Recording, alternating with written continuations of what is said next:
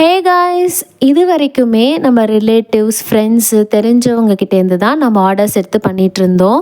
First time நம்ம video பார்த்துட்டு கன்னியாகுமரி டிஸ்ட்ரிக்ட்லேருந்து ஒரு கஸ்டமர் நமக்கு ப்ரௌனியும் ஸ்ட்ராபெரி மார்பிள் கேக்கும் ஆர்டர் பண்ணியிருந்தாங்க.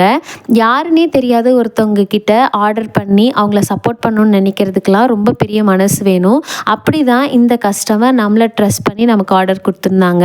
அவங்க கேட்டிருந்த ஐட்டம்ஸ் எல்லாமே நீட்டாக பேக் பண்ணி நம்ம கொரியர் பண்ணியாச்சு.